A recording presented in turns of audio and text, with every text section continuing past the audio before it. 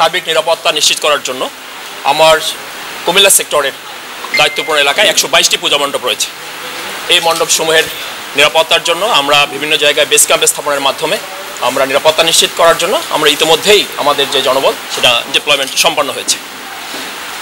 এখানে আমরা যারা পূজা উদযাপন কমিটির সদস্যবৃন্দ রয়েছেন তাদের সাথেও আমাদের সার্বক্ষণিক যোগাযোগ রয়েছে যে ওনাদের কোনো সুবিধা অসুবিধায় আমরা দ্রুত ব্যবস্থা নেব এবং আমরা অলরেডি ডিপ্লয়েড হয়েছি। এরপরে যখন পুলিশ, আনসার সহ অন্যান্য বাহিনীর সদস্যরা আসবেন তখন তাদের সাথেও সমন্বিতভাবে আমরা কাজ করব এবং 24 ঘন্টা ওনাদের নিরাপত্তা নিশ্চিত করার ব্যবস্থা আমরা করব। বর্ডার গার্ড বাংলাদেশের সারা বাংলাদেশেই সীমান্তবর্তী এলাকার এই 8 কিলোমিটারের মধ্যে যত পূজা মণ্ডপ রয়েছে সেগুলোর সার্বিক নিরাপত্তা দেওয়ার জন্যই বিজিবি মোতায়েন অলরেডি হয়েছে। সারা বাংলাদেশে আমরা মোতায়েন হয়েছি।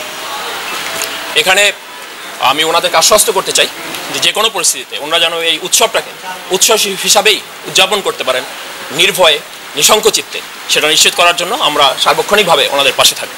শুধু পূজাকে কেন্দ্র করে না, সব সময় আমরা সীমান্তে মাদক, মানব পাচার বা অন্য যে কোনো চোরাচালানি প্রতিরোধের জন্য আমরা সর্বোচ্চ সতর্কতার সাথে রয়েছি এবং সেই সতর্কতার পূজাকে কেন্দ্র করে এটা আরও বেশি এনহ্যান্স করা হয়েছে যাতে করে কোনোভাবেই এই মাদক আমাদের এখানে প্রবেশ করতে না পারে। এখন প্রত্যেকটি মন্দিরে যেখানে পূজা উদযাপিত হচ্ছে সেখানে সিসি ক্যামেরা স্থাপন নিশ্চিত করা হয়েছে।